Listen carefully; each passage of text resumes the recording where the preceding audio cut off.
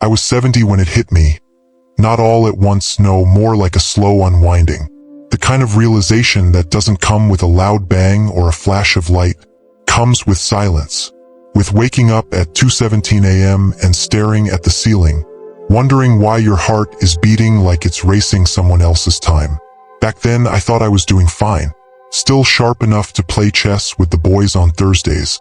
Still agile enough to climb 2 flights of stairs without catching my breath.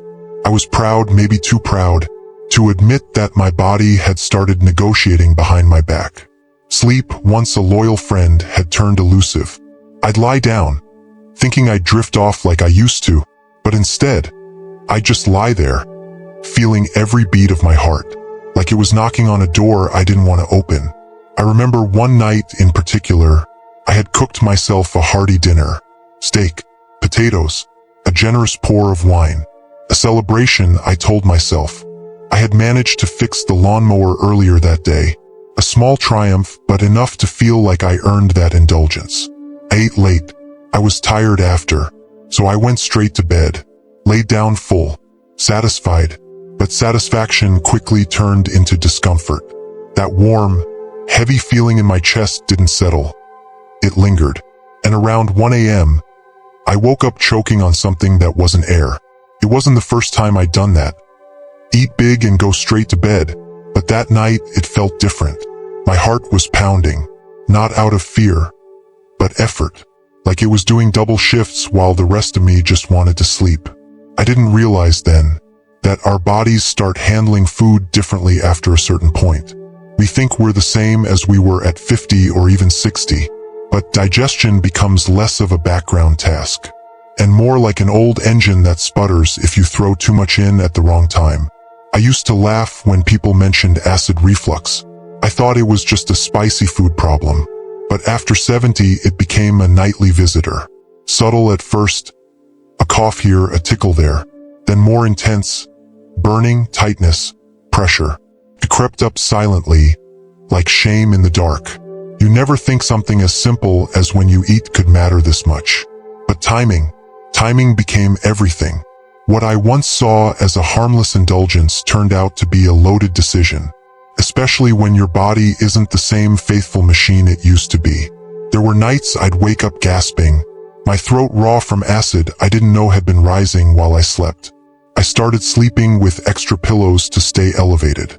Not because it felt good, but because lying flat felt like I was tempting fate. And the worst part? I kept doing it for a while, because I told myself it was just part of aging, when in fact it was part of stubbornness. I couldn't admit that my old habits had aged out. I didn't ask my doctor, didn't read anything about it, because deep down I didn't want to change. Not because I didn't care, but because change felt like surrender. It took a close call, a night of tightness in my chest that didn't go away, to finally open my eyes. I sat on the edge of the bed that morning, the sky still dark outside, my hands trembling around a glass of water I couldn't finish. It wasn't fear that filled me. It was a kind of sadness, a realization that I had treated my body like it was still 40, and it had quietly paid the price. It's strange, isn't it, how the habits that comfort us in one chapter become our undoing in the next. But that was just the beginning, because food wasn't the only thing I was careless with. Water, of all things, water, became the next quiet enemy I never saw coming. I used to think drinking more water was always a good thing. You know, stay hydrated, they say. So I did. Even into the evening, I'd pour myself another glass, sometimes tea, sometimes just cool water, a little comfort before bed. But what I didn't realize, what no one ever really told me, was how much your body changes when you're in your 70s. The bladder, that old friend, becomes unpredictable. It stops whispering and starts shouting. At 70, my nights slowly turned into fragments. Sleep came in pieces. 1 hour here, 2 hours there. Then the shuffle, slippers scraping across cold tile, fumbling in the dark, trying not to trip on the rug I swore I'd move but never did. It started so gradually that I didn't connect the dots. Waking up once a night turned into twice, then 3 times. Each time I told myself it was just age, but But what it really was water, lingering too long in a body that had forgotten how to wait. It wasn't just the inconvenience. It was what those interruptions did to my mind.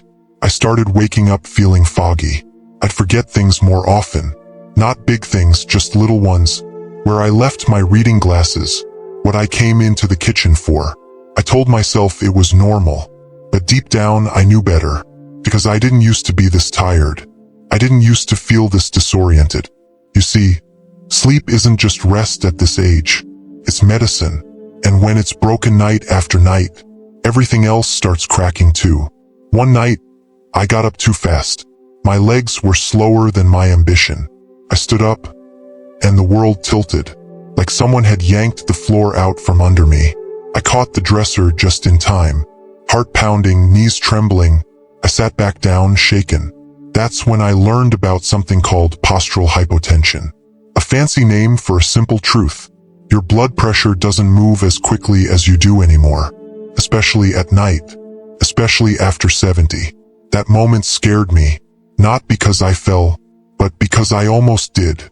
And that almost felt like a warning. A whisper from my future self. So I started changing things. Small things. I stopped drinking full glasses after 7 p.m. Started tapering off in the afternoon. Took small sips instead of gulps. Herbal tea instead of coffee. And slowly, my nights grew quieter again. I still wake up sometimes. That's just part of life now, but I'm no longer making it worse without realizing it. And somehow that gave me back a little bit of control. Funny how we spend so much of our lives trying to add things. More activity, more supplements, more information. And sometimes the real healing comes from subtracting. If you're still here, leave me a comment and tell me how your nights have been lately. Do you sleep soundly? Or are you, like I was, just getting by on pieces of rest? I'd love to know I'm not alone in this. Because there's comfort in quiet company, even across screens. And if you're still listening, there's more I need to tell you. Not about food. Not about water. This next part is about the very air you sleep in. The invisible thing you think is helping you rest, but maybe quietly working against you. The house I live in now isn't the one I raised my children in. That one had too many stairs, too many memories. But this place, it's smaller, quieter, more suited to who I am now. When I first moved in, I wanted it to feel warm, comforting. So I kept the bedroom cozy. Heavy quilts, thick drapes. The thermostat turned up just enough to chase the chill away. Felt like a cocoon. Safe, gentle. But the nights didn't feel gentle. Not anymore. I'd wake up drenched, sweat on my chest, the sheets clinging to me like wet cloth. My heart would thud in my chest like it had run a marathon I couldn't remember entering. I toss, shift, throw off blankets, only to reach for them again an hour later, shivering.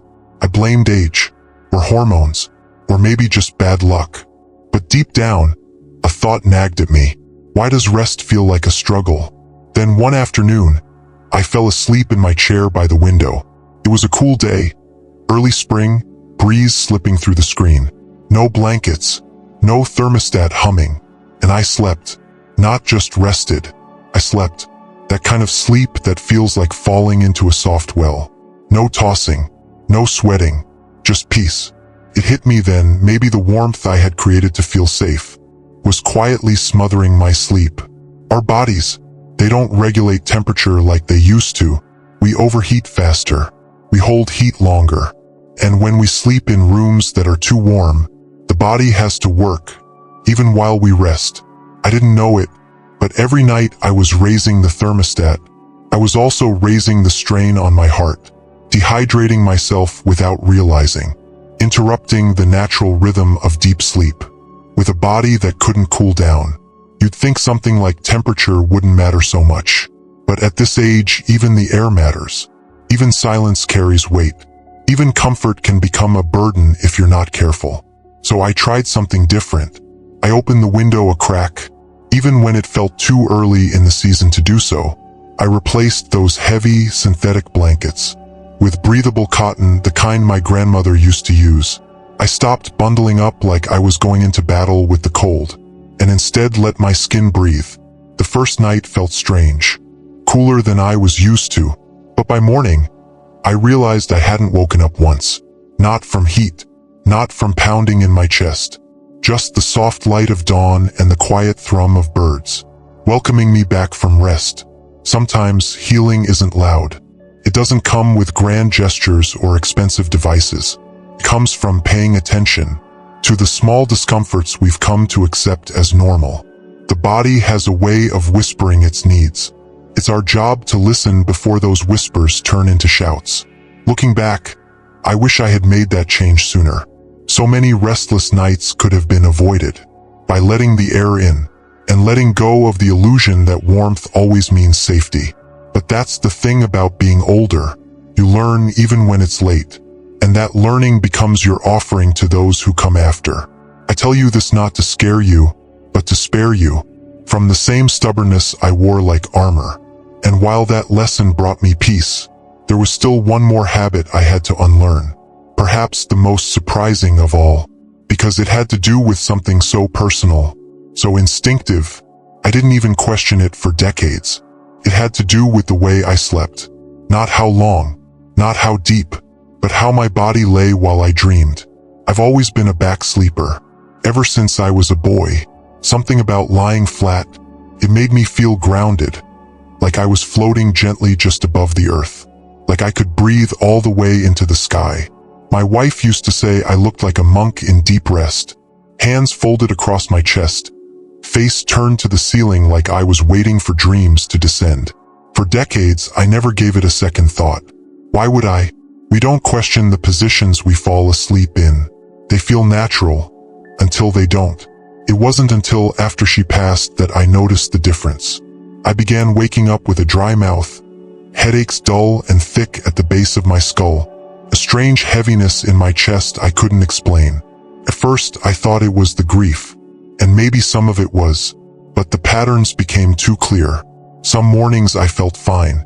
Other mornings I woke up exhausted, like I'd been fighting something all night. It was my daughter who first suggested it. She's a nurse, practical and quiet like her mother. She came to visit one weekend, and while I napped on the couch, she noticed something. "Dad," she said softly over tea later, "you stop breathing sometimes when you sleep."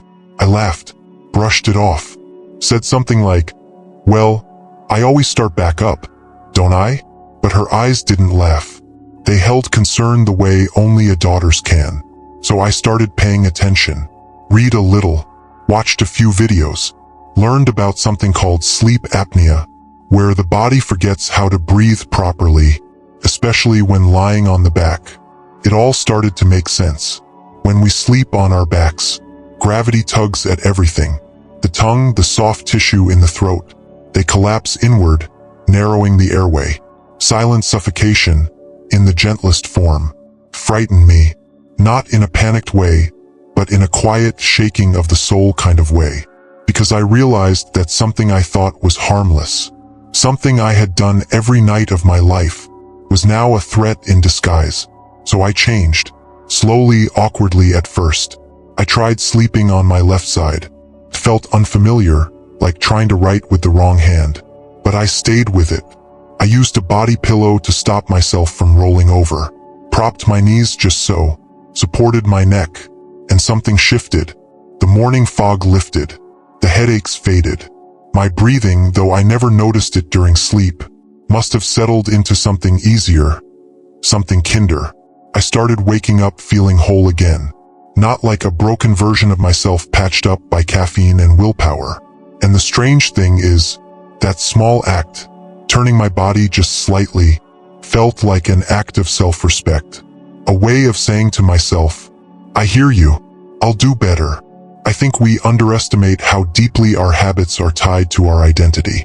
Changing the way you sleep feels trivial to some, but to me, felt like rewriting a memory. It meant letting go of how I've always done things, and learning how to care for the version of me that exists now, not the one that used to be. Because aging, I found, isn't about holding on. It's about releasing, with grace. Even in the dark, even while you sleep, there's peace in that, in knowing your body rests without struggle, without interruption, without silent war waged in your chest. And maybe that's the greatest kindness we can give ourselves as we grow older. But even with these lessons learned, there was one more truth waiting quietly at the end of it all. Not a habit, not a warning, but a realization, a whisper I only heard after the noise of urgency faded. When I turned 80, my grandson asked me what had changed the most. He expected me to say my knees, my memory, maybe my appetite. But I told him the truth. The way I pay attention, I said. He looked puzzled, so I explained. At 70, I still believed I was invincible, just older. I thought I could still ignore small discomforts, delay little adjustments. I thought I had time. But your body speaks in whispers. And if you don't listen closely, those whispers become consequences. That decade, my 70s, it humbled me. I learned that good sleep isn't a given. It's a sacred thing, something you have to protect, with gentleness, with intention. I used to treat bedtime like a chore. Now I treat it like prayer. Not the kind with folded hands and spoken words, but the kind where you honor the vessel you live in, where you give your heart the silence it needs to beat softly, your lungs the posture to breathe easy, and your mind the space to forget all that it carried that day. If I could go back, I wouldn't be harsher with myself. I'd be kinder sooner. I'd let go of pride faster. And I'd listen not just to the doctors, but to the body I spent decades ignoring. Because the heart doesn't just pump blood. It holds grief, memory, worry, and when it races at night, it's often not just because of what you ate or drank. Sometimes, it's what you haven't yet forgiven.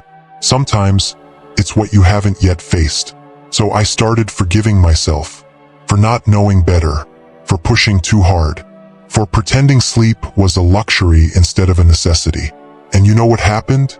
I began sleeping again, not always perfectly, not without the occasional interruption, but with peace. Because now, when I lie down, I know I've done my part. I've eaten with care. I've set the room gently. I've listened to my body, and I've let the day go. There's a dignity in that, a soft kind of wisdom that only comes when you stop chasing youth and start honoring age. So if you're somewhere in that chapter now, 70 or 72, or maybe just turning the corner, don't wait like I did. Start noticing the small things. Change the patterns that no longer serve you, not because you're weak, but because you've lived long enough to know better. And if you'd like to return to this little corner of the internet, you know where to find me. This space doesn't go anywhere. I'll be here, with more quiet stories, more gentle reminders, and maybe a bit more light. Until then, rest well tonight. You've earned it.